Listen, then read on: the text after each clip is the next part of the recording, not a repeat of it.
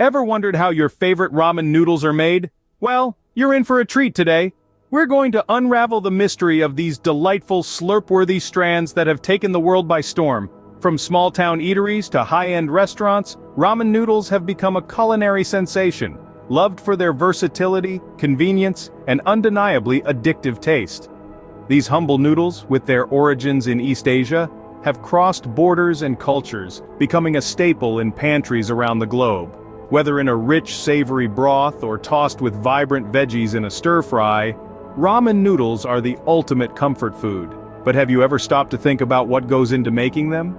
The process may seem simple, but it's a complex symphony of ingredients and steps, each crucial to creating that perfect noodle.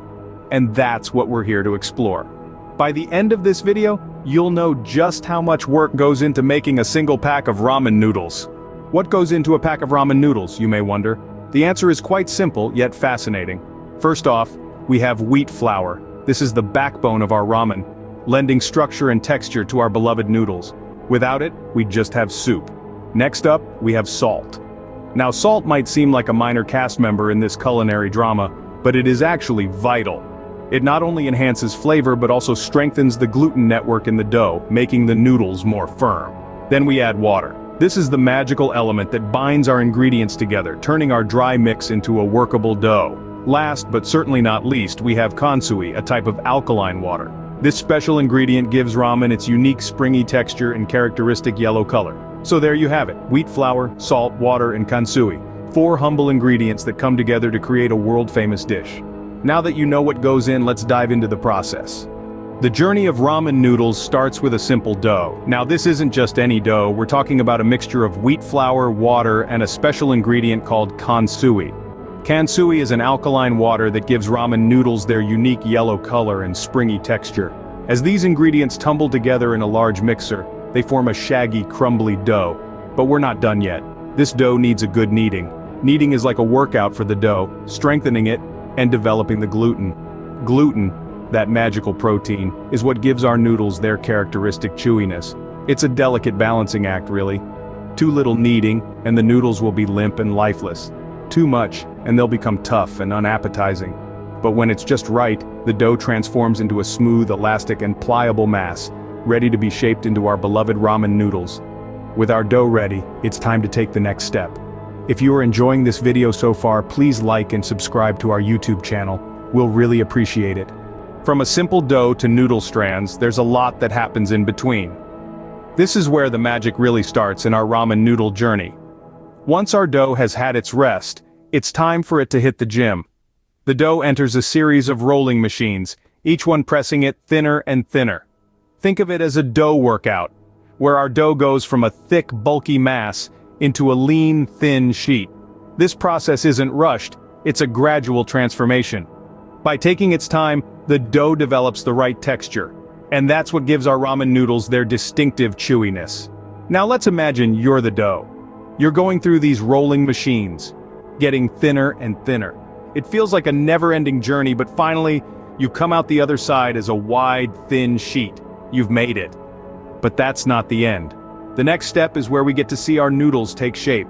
The thin sheet of dough is fed into a cutting machine. Here, sharp blades slice through the dough, turning it into thin strands. These strands are our ramen noodles. Now let's talk about thickness. Ramen noodles can come in a variety of thicknesses, and each one offers a different eating experience.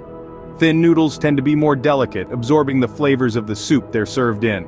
On the other hand, thick noodles have a more robust texture, giving you something to chew on.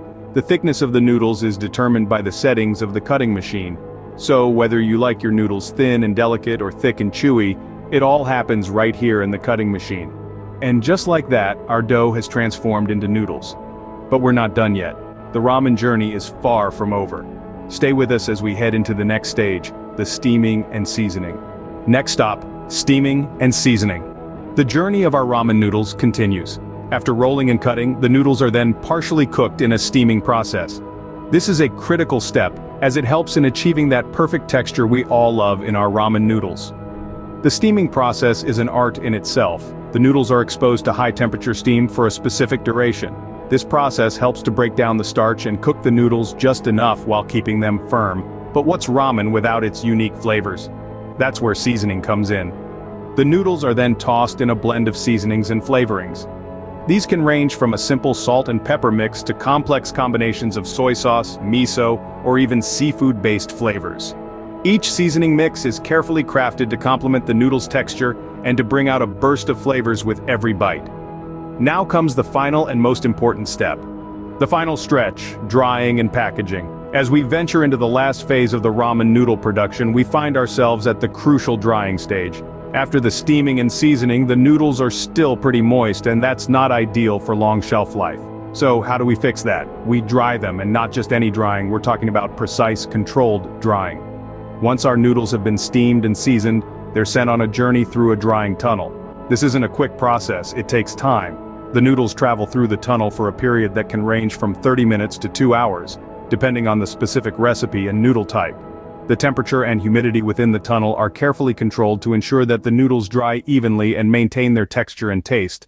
The result? Perfectly dried noodles that can stay fresh for months on end. But hold on, we're not done yet. The noodles, now dry and firm, need to be packaged. The packaging process is a fascinating dance of precision and speed. Each portion of noodles is weighed and portioned into a precisely sized package. You might be wondering about the flavor packets that come with your ramen. Well, those are added during this stage too. These flavor packets, filled with a mix of spices and dehydrated vegetables, are the secret behind the delicious broth that ramen is known for. They're dropped into the package alongside the noodles, ready to burst into flavor the moment they meet hot water. After the noodles and flavor packets are in place, the packages are sealed, ensuring that the noodles stay fresh and the flavors remain intact. The final step? The packages are boxed up, ready to be shipped to supermarkets and stores all over the world. And there you have it, a pack of ramen noodles ready to be shipped and enjoyed by you. So, that's the journey of ramen noodles from a factory to your bowl. We've unraveled the mystery, starting from the basic ingredients to the artful process of dough making. We've seen the precision of rolling and cutting, the careful steaming and seasoning to create that distinctive ramen taste. And finally, we've witnessed the meticulous drying and packaging, ensuring each noodle reaches you in perfect condition. Next time you slurp up those delicious noodles, remember the journey they've been on to reach you.